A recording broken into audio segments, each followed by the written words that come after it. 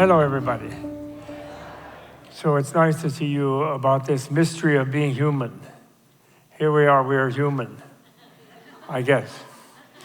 And in thinking about it, I woke up this morning with a little bit jet lag around 4 in the morning, and I was thinking, it's been so hard to get to be human. The Buddha had a Darwinian theory. Scientists. Modern materialist scientists are really great. I really love you. I love all the things that you do. I don't love you as much as the Dalai Lama loves you, but I do love you and all the wonderful things that you have found and so on. But you're just trapped in materialism. You know, materialism is just not a discovery. It's a decision. Which scientist discovered nothing? And which one is getting the Nobel Prize for that discovery? Was it in the 17th century when they decided they were going to get away from the church and the Inquisition and hell and all of the terrible things? And they noticed, one of them reported back. One of them died and reported back, hey guys, it's cool, I'm nothing. I didn't have a soul. I'm not having a future life. Just so everything happens in the one life. It's all material. And there's no subtle energy or material that we have to have a conservation of. Which person discovered that? Actually, you know by common sense immediately that no one discovered that. No one ever will discover that. Because nothing is not discoverable. That's what it means. You can't find it. It isn't there. You can't go there. You can't be there. There's no there. It's nothing, right? So how can you become nothing? Continuity of energy, your consciousness and your life process is something, but it's too scary. How are we going to know what it's going to be? So in the Buddhist thing, which is, I shouldn't say Buddhist, Buddhian, I decided we don't say Darwinist, we say Darwinian. So I'm going to say Buddhian science. Instead of Buddhist, because people hear Buddhist in America and they think, oh no, those guys, they're all meditating, they never have any fun, and they're leaving the planet because it sucks. And they discovered emptiness, and that's like our modern nothingness, so hell, what the hell, you know? And we say, what the hell, like a light thing, you know? Like it isn't anything. It's nothing. So, mystery of being human, it really is a mystery for us, actually, because we think that nothing is the ground reality. When you kill yourself, you return to nothing. That's why people do it. They think they're going to nothing, and that nothing is anesthetic, and they're in a state where life seems so painful, they're going to return to that safe place. And we have a wrong model when we fall asleep at night, and we give up, actually. You know, you die every night, you know. You realize that. How can anybody be scared of death? Every night, you let go of your consciousness 100%. If it doesn't leave, and you stay awake, you go, give me an Ambien. You know, so we have a big thing about knocking ourselves out, right? People say, knock yourself out to somebody. They say that, right? And we think, yeah, right, I'm going to have a great time. So what is this? We're scared of that. We don't have to be scared. The king is, life is what is scary. So from Buddhist point of view, as previous kinds of animals, and all of us also in an infinite past were previous kinds of gods, actually. We didn't have to go to California or Trump Tower. We already were in 1,000-year jacuzzis, all of us. And we wasted a lot of time there because it gets boring, you know, your skin gets all wrinkled and so on. And even a god's thing, you know. And we were all kinds of animals, and it was really difficult to make the choices of sensitivity to others, of awareness of the pain when we were lions, the bite on the neck of the antelope, the awareness of that as pain in the antelope. That took thousands of lion lifetimes because we didn't have somebody reading us, you know, some sort of psychological study about what it feels like to be bitten as an antelope, you know. So we couldn't read that. So it was very hard to become human, but now that we are human, we're desperately trying not to be human. I was reading some popular books like this Harari guy and someone named Peterson, and they all act like it's just well known that really what we are is biological robots, and we're all just having sensation in our bodies and taking drugs or going to this and that and going to some shrink, and no problem beyond this life. And really, then Harari says we're going to conquer death. Google is going to conquer death. They have Ray Kurzweil over there. He's going to create robots and will download us all into robots. We'll apparently be just stacked, We won't need parking space. Because we'll all be robots. And that's escaping from the human. And then spiritual traditions, we want to go off and have a vast space. We're going to be vast space. I'm going to be one with God. And that's also getting away from being human. And of course, we don't really worry about that in our common sense culture because we're already all nothing. Every single one of us here is common sense indoctrinated from youth to think that we're just what we are when we're alive, and when we die, that's the end of it.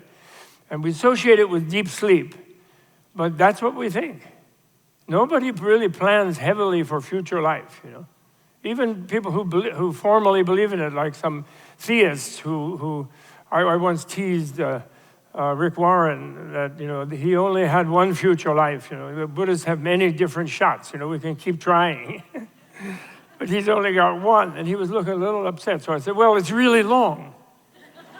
And he liked that. He laughed and looked a little nervous, So the point is that what I really want to make today, I wrote a bunch of things here that are actually really quite good, but I don't want to read them. But because I want to say this, right now meditate on the fact that you are taught that everything you get out of life is going to be gotten in this life. And that's all you have to worry about. Just keep booking, book, good rooms, book whatever it is, and then book good flights and book everything, good conferences, and then book a good plot in a cemetery. And that's the last of your worries. Of course, the children, and it's nice, but you don't have to worry beyond that. And so meditate right now that you realize that your common sense tells you from what authorities and scientists, and they all tell you, is that if you had a heart attack this minute and died, there would be a kind of freak out of dying, and then you would just be nothing. There would be deep sleep. It'd be cool. No problem. You read in near-death experiences, they don't want to come back because they're on the horizon of disappearing. It's, we think. But to meditate on that and realize that, therefore, your sense of the consequence of how you live and what you do and what your whole collective, our society is doing to the world and the planet and other beings, there's a limit to the consequences. And we die and it's over. We're out of the causal nexus, just finish. So that's a kind of free thing, but you know what it does? As a culture, it makes us irresponsible. It makes us wreck the planet. It makes us do daring things in a way, but also destructive things, because we're not going to be there to be on the other end of the destructiveness we feel, right? You recognize that? So that's the way we are. If we're really honest with ourselves, we feel that way. And I wrote a lot of more interesting things here, but that's it. Now, Buddha discovered emptiness, was his great discovery. And the discovery of emptiness is, as a scientist, not a religion thing. God didn't tell him about emptiness. God didn't know about emptiness, actually. He asked God, and God said, I haven't figured it out. I'm responsible, and I do my best, but I'm not omnipotent, and I don't know everything, and I haven't figured out how it works. And if you will, however, I'm sort of psychic, and I think you're going to figure it out, he said to the young Buddha.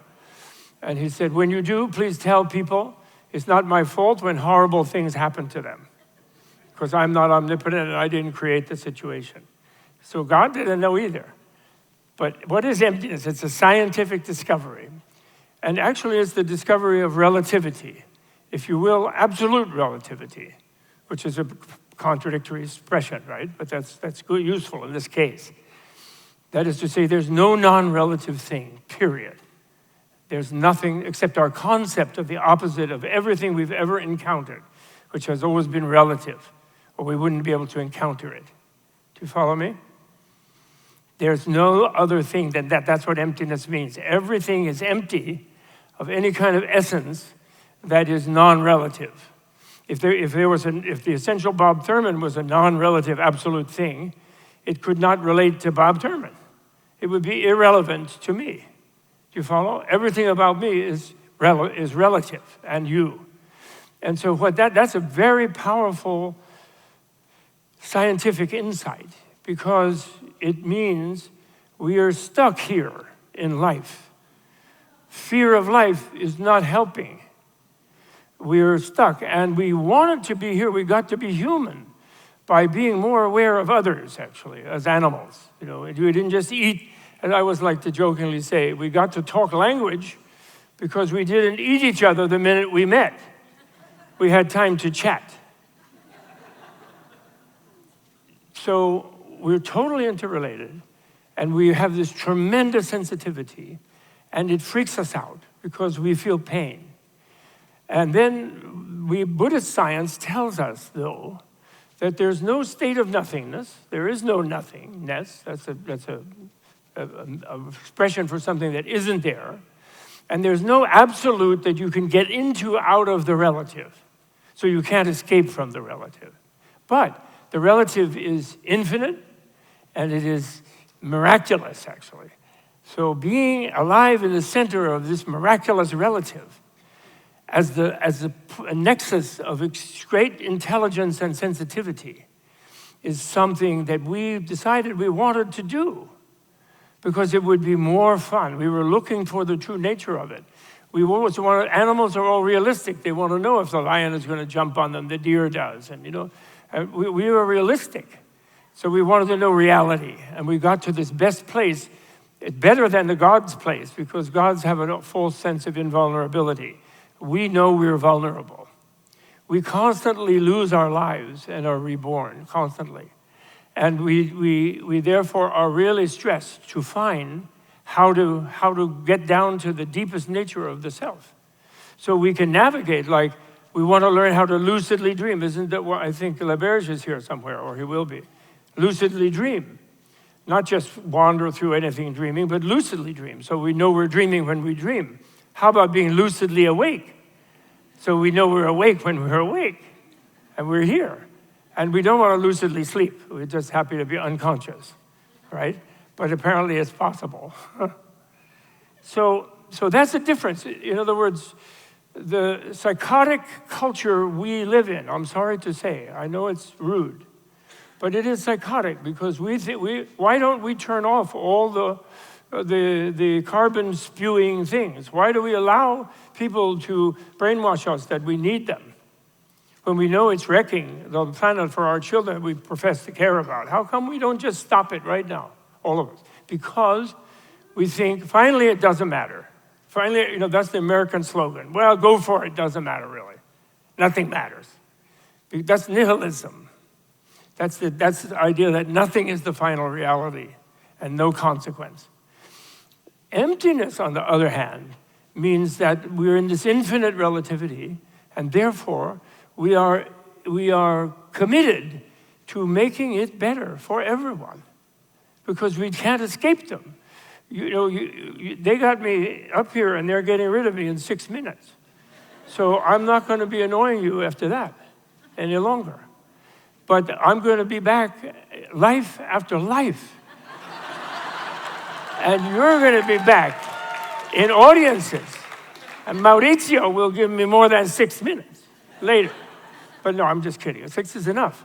And no, but all of us, and you're going to give lectures in other lives, and I've already heard you. And then the worst thing is, the most difficult thing is, we've all been each other's mothers. In Tibetan, they say, all the old mother sentient beings. It's just anybody common expression, Magen, Semjen, Tamje. All the mother sentient beings, they say that. Because they are based on this more realistic, relativistic science than this fake pretense that you can hide in nothingness from reality and causality that our current scientists are stuck in.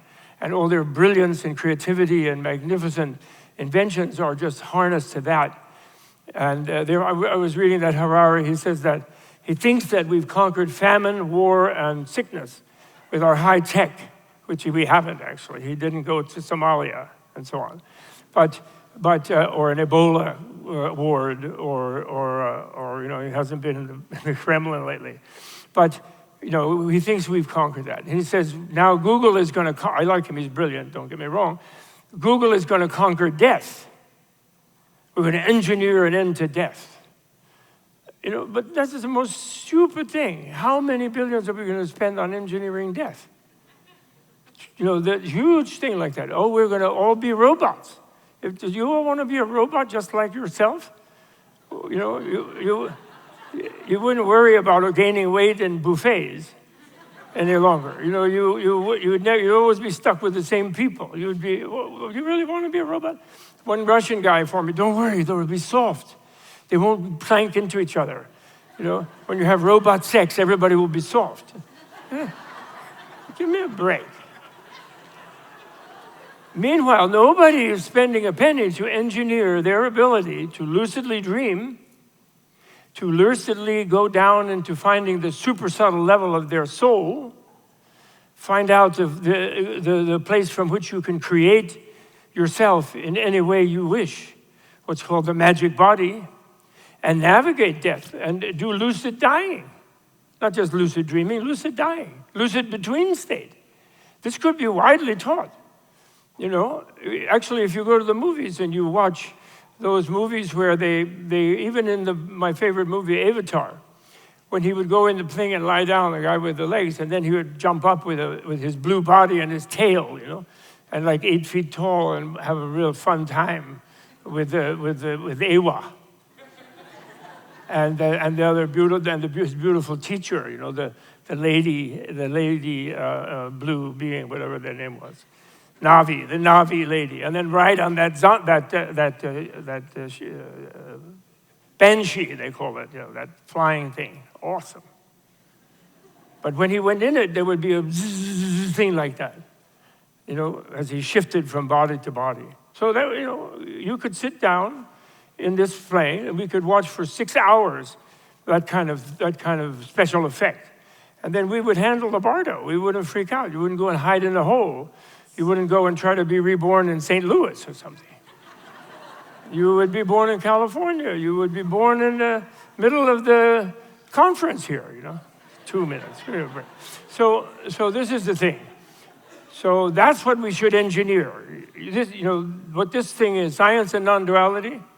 It's not, science needs non-duality.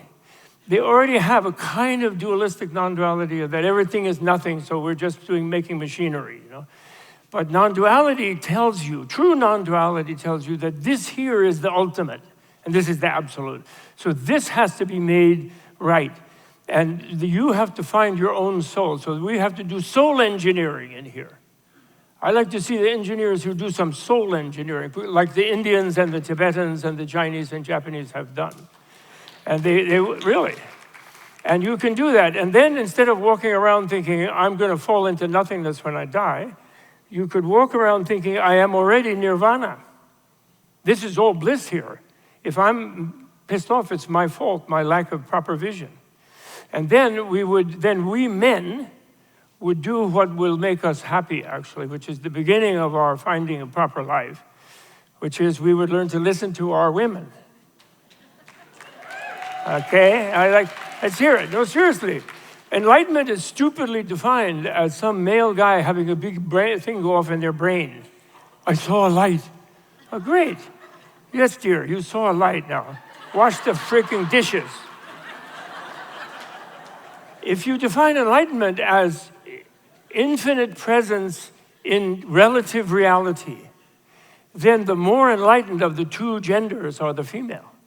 The more naturally connected, the more embracing and open to life, the more willing to have like a tenant for 9 months in their stomach who doesn't pay rent and it didn't have a proper lawyer signing a contract and they don't know where they came from, And so that is the more enlightened part of the human life form, is the female one. And the male's failure to listen to that is what makes them so destructive and so confused and so frustrated and whatever.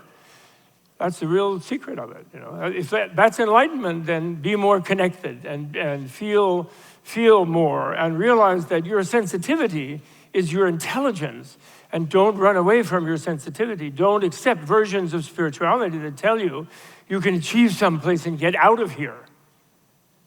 And the spirituality of materialist science tells you you'll be naturally getting out of here just by dying.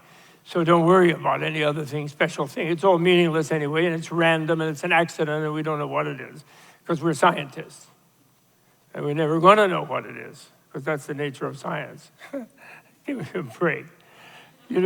We can know what it is. There are scientists who knew what it is. Someone told me once, one of my students actually, he got all involved with some colleagues in the university. He got over into the natural science area from the humanities, where you're sort of unappreciated. And he said to me, "Oh, Bob, I'm sorry, but Buddhism isn't science. There's no science in Buddhism." I said, "What?" He says, "Why?" I asked him why. He says, "There's no theory revision." This is a big answer. Well, that means that, you'll never know what reality is, so all your theories will be upended later, so therefore you will continue your march of ignorance. And the idea that someone could understand reality completely well and work from there is ruins science. But actually, Buddha outsmarted them, because Buddha said, "I understand everything, I know everything, and I'm so happy, by the way, and you all should be too, because everything is just fine, you can just relax." He said, "But unfortunately, I can't really describe it to you, so no theory will capture the inconceivability of non-dual samsara is nirvana already, has always been. The only absolute that is really meaningful is this infinite relativity. That's always been the way it is. And it's fine, it's filled with energy. When you fall asleep at night, you don't lie into nothingness. You wake up feeling energized because there's endless energy to draw from the universe. It wants to give it to you. It's not a person, it's a field of infinite energy called clear light we call it clear light of the void. And you can only know that clear light through bliss. So have some bliss, have some fun. And feel that you're dealing with reality when you have fun. And when your wife tells you, or your girlfriend, or your daughter, or your grandmother tells you, "Relax, honey, don't go to the lab today, have some fun." That's the voice of Buddha talking to you. So you better listen. I didn't listen long enough in my years of academic life, so I didn't have as much fun as I'm going to have in the remaining ones. Thank you very much.